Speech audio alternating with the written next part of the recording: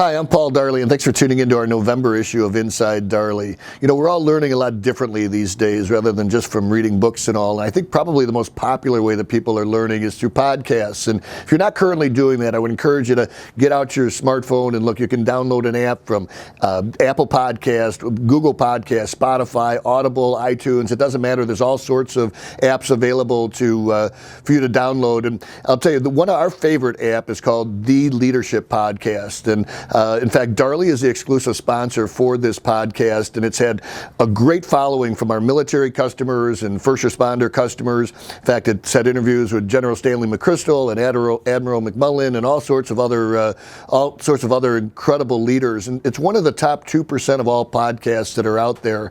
In fact, episode 265 features one of my favorite people I love to learn from is Ram Charan, and he talks about his new book, Rethinking Your Competitive Advantage: New Rules for a Digital Age. Episode 271 is a great article on the Great Resignation and what you can do about it. And in fact, if you go to their website, theleadershippodcast.com, on all of these episodes, you can download key takeaways as well as the entire transcript. So I'd encourage you to do that. And while you're there, you might want to check out episode 237, where they did an interview with me about a year ago. You know, I would also encourage you to check out smartfirefighting.com. This is put on by Kevin Sofin with our company. He's had incredible interviews in the past. And this week he interviewed Ron Sarnicki from the National Firefighters Foundation. So I'd encourage you to check that out. Harvard Business Review, or HBR IdeaCast, is another great one. Our second article that we've attached for you here is an article that just came out by McKinsey. It's 116 pages, but it's titled "What Matters Most: 5 Priorities for CEOs in the Next Normal." And the 5 areas that they talk about are really areas that we at Darley are focused on. Number 1 is having a true strategy for sustainability. Number 2 is transformation into the cloud. Number 3 is making sure that you're cultivating your talent of tomorrow. Number 4 is making sure that you're using speed as a muscle, or this concept of velocity that we've talked a lot about. And number 5 is making sure that you're operating with purpose. And if you're serving the warfighter or firefighter community, hopefully that comes very naturally to you. This past week has been very busy. On October 25th, Dr.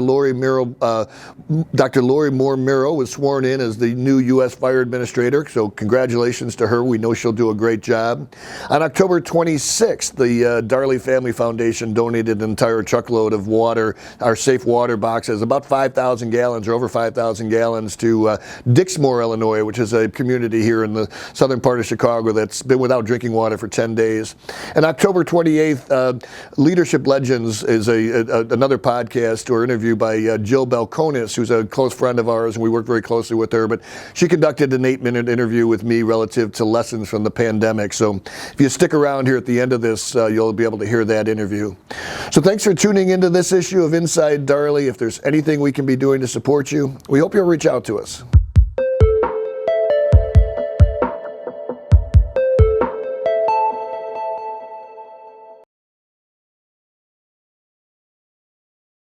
Welcome, everybody. Today on Leadership Legends, I am so happy to have my good friend, Paul Darley, who's the president and CEO of W.S. Darley and Company, located in Chicagoland. And hi, Paul. Great to have you, and would love to have you start out by just giving us a quick elevator speech and tell us about there's quite a history with the company and with you and your family. Well, thanks, Jill. Yeah, so W.S. Darley and Company is a 113-year-old, 4th-generation family business, and we serve warfighters and firefighters. So on the firefighting end, we still build fire trucks, we build pumps, we do all sorts of things for first responders. And most of our business, though, has migrated in the last 10 years to serving warfighters. So the Department of Defense is our largest customer today. Yeah, Paul, it's really amazing how long it's been in your family, the business. The past 18 months, I'm sure that over the years, your family and the different generations have had their challenges, but certainly the past 18 months has been probably a challenge for your generation and you at the helm. What do you think is the most valuable lesson that you learned as you face the challenge over these past 18 months? Jill, I have to tell you, we actually had a little bit of a leg up on the rest of the world. If you can imagine, as a fire truck builder, we had 6 fire trucks built up for Wuhan, China to ship in December of 2019. And our folks over there came back and said, look, the banks have all closed. There's some type of flu going on here. And we saw it as a potential pandemic really early and moved to having all of our employees who could work remote have the ability to work remote by the end of January, certainly early February. So we were a little lucky there. But what we did do is during the entire crisis, when you go back to that time, we were all in hunker down mode. We clearly, sat down and we over communicated with our team via video conferences, and everybody came really quickly up to snuff on what Teams and Zoom was all about. But we, more importantly, set very clear priorities and laid those out in email communications that said your safety is number one, followed by, making sure that we're servicing our customers without doing anything that would ever be, we were in the business of providing PPE. So without doing anything that could be construed as being profiteering or whatever. And we also learned too that we've always been a very agile company. As a business, we always said it's not the big that eat the small, it's the fast that eat the slow. And I guess today, as we look at it, one of our main theories is, look, this concept of velocity, moving fast but in the right direction at the right time. And so we really embraced that philosophy of velocity. We also leaned really heavily on our board of directors. I leaned very heavily on my forum group. Probably the last lesson was the importance of not having all of our eggs in one basket. So that being historically the firefighting basket. We went and really diversified over the last 10 years into defense and other areas that really assisted us in getting through this pandemic, probably better than most, and also being in a business where we were providing that type of equipment to our first responders and were deemed essential early on. We really rallied all hands on deck, and our team really stepped up. It was just something else. That's so interesting. I didn't know that history about that. You probably knew about COVID because of your involvement with Wuhan before anybody knew about it. Yeah. Really interesting. You kind of shared about communication, and that's one of the reasons you're put into your position. And communication is at the core of everything. What else do you think are the important leadership characteristics that help you prepare for this period of really what was uncertainty? Because, going into it, nobody knew if it was going to, people thought, well, it'll be over by the summer. When the hot weather comes, everything's going to be gone. Nobody, that was probably the point that was the biggest challenge. Yeah, it's interesting. That's great, Jill. And I'll tell you, I think probably stepping back a little bit, we've been very big at Darley on having, our core values, and everybody's got the laminated card. They could recite them very clearly. So we continued, and it's interesting, whether it's COVID related or even well before COVID, whenever I'm faced with a significant issue, almost always the question shows up, or the answer shows up, I should say, on our core values. Which are probably similar to most. I mean, integrity and taking care of the customer, relationships based on respect, and those type of things. But we built up a lot of trust or social equity with our employees and our customers, through consistency over the years. So I think that really helped a lot. Our number one, as a small business, even though we're 650 million in sales, we have very few employees, several hundred is all, but we were eligible for PPP funding like everybody else, and we were perfectly legal, and we looked at during our board meetings, and we applied just like everybody else. But within 2 weeks of getting it, we gave back about $4.5 million to the government. That just said, we're guided by my grandmother, who always said, if you don't want it on the front page of the Chicago Tribune, then don't do it.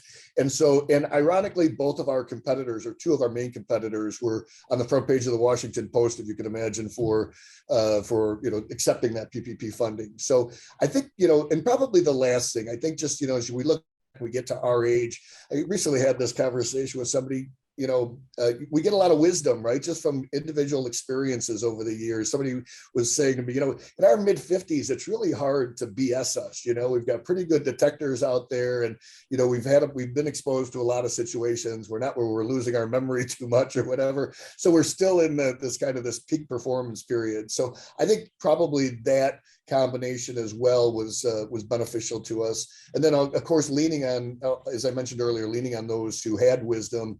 We have a FEMA, board of director. One of our board of directors was a former regional manager. We had a general from the Army. So we had a real learn just tremendously from their experiences as well.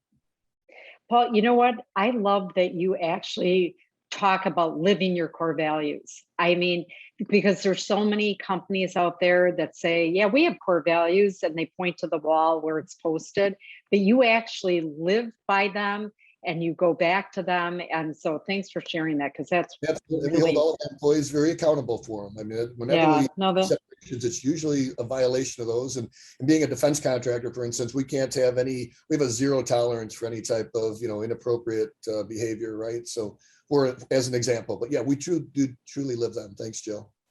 Paul, you have so much wisdom. Do you have any other advice for future leaders? Gosh, you know what? I think back to when I first became president at a young age. I probably was 34 years old. And I remember, gosh, I set out very clearly, kind of don't screw this up and try to earn everybody's respect and watch our cash, something that companies don't go out of business because they lose money. They go out of business because they run out of cash, right? So it was always, those are probably some basics harkening back to 30 years ago or 20, 25 years ago or whatever. But I think in general, don't be a jerk, be humble, be willing to listen, work on your EQ, your emotional intelligence. I always prided myself, and in fact, I still kind of do, being the first one to work and the last one to leave. I mean, I know I don't need to still be doing that, but I mean, in terms of being the example setter, I think that still goes a long way. And probably if I had to point to really just one thing, it would be our strategic planning. So we involved, and we go through them every 5 years. I just completed, I think, my 6th iteration of our 5-year strategic plan at Darley. This one's called Operation B25, to be $1 billion revenue business by the year 2025. But we involved over 50 employees, including shop workers, in that strategic planning process. People support what they help to create, of course, as you know. And so you get their buy-in, you get their execution. We have a stronger cadence now in terms of making sure that there's better accountability on those and adjusting that plan in this kind of volatile market right now. But those would probably be, and then execute on it is probably the single most important thing.